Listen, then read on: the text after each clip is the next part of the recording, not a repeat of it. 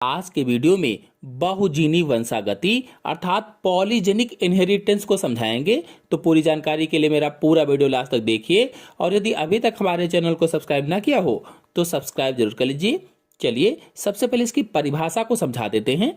तो देखिए, जब एक लक्षण को कई जीन मिलकर निर्धारित करते हैं तो उसे ही बहुजीनी वंशागति कहा जाता है। जैसे ये एक लक्षण है, इसे जीन 1, जीन 2, जीन 3 ये तीनों जीन मिल करके इस लक्षण को निर्धारित कर रहे हैं या इस एक लक्षण को निर्धारित कर रहे हैं, तो इसे ही पॉलीजेनिक इनहेरिटेंस या बहुजीनी वंशागति कहा जाता है। और इसकी खोज निकलसन एहले ने की थी। निकलसन एहले ने।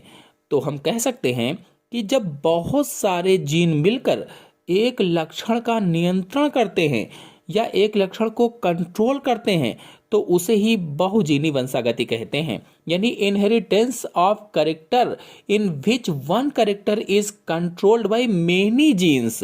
बहुत सारे जीन एक कैरेक्टर को कंट्रोल करें तो उसे ही बहुजीनी वंशागति कहा जाता है।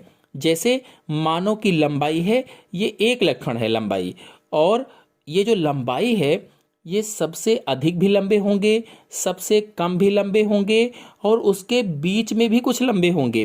तो इनको अलग अलग कई जीन मिलकर निर्धारित करते हैं। भाई सबसे अधिक लंबे को एक अलग जीन निर्धारित करेगा, सबसे कम लंबे को एक अलग जीन निर्धारित करेगा, बीच वाले लंबाई वालों को एक अलग अलग प्रकार के जीन निर्धारित करेंगे। तो है तो लंबाई एक लक्षण ही, एक कैरेक्टर ही, लेकिन इसको मिल करके कई सारे जीन निर्धारित कर रहे हैं।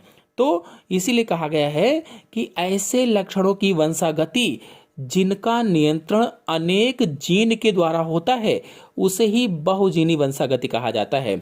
और अंग्रेजी में कहे तो inheritance of character in which one character is controlled by many genes. और आपको बता दें कि मेंडल ने मटर के पौधों में बताया था कि शुद्ध लंबा पौधा होता है और शुद्ध बौना पौधा होता है। लेकिन क्या ऐसा है? क्या केवल शुद्ध लंबा और शुद्ध बौना पौधा ही होता है, उसके बीच के नहीं होते हैं? तो उत्तर होगा कि होते हैं। तो इनके बीच का भी होगा, मीडियम साइज का होगा या मीडियम साइज के होंगे।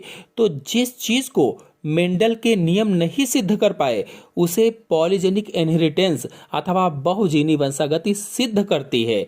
जैसे मनुष्य में त्वचा का रंग सिर्फ काला या गोरा नहीं होता है, इसमें काले से गोरे के बीच में भी अनेक रंग मिलते हैं। भाई त्वचा का रंग है वो गहरा काला है या गहरा गोरा है, तो उसके बीच में भी हल्के कलर वाले भी बहुत सारे होंगे। जैसे ये एक कोई गुणसूत्र है, क्रोमोसोम है, और इस क्रोमोसोम पर ये 4 जीन उपस्थित हैं और ये चारों जीन एक चीज को कंट्रोल कर रहे हैं, वो है त्वचा का कलर या त्वचा का रंग।